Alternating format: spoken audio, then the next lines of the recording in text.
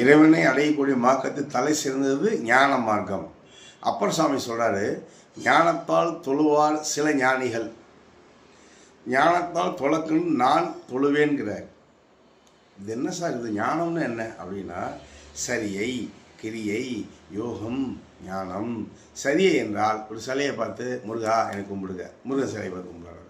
கிரியை என்பது அந்த சிலைக்கு மந்திரம், ஓம் கார்த்திகை சக்தி சன்னு அந்த தந்தி உதயாது அப்படின்னு சொல்லி மந்திரம் சொல்கிறது. அப்போ முருகன் நம்ம உடம்புல புருமதியில் இருக்கார், அவர் உள்ள நினச்சி வழிபாடு செய்தல். ஞானம் என்பது ஆதியில் அவரோட உருவத்தை வைத்து உள்முகமாக இறை நாமத்தை சொல்வது தான் ஞான மார்க்கம்.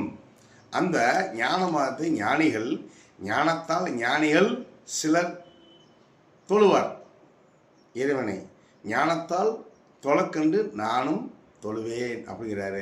அந்த தொழுவேன், ஞானத்தால் தொழு என்பதை நம்முடைய இறை சித்தி மையத்தில் இறைவனை தொழ கற்றுத்தரப்படுகிறது.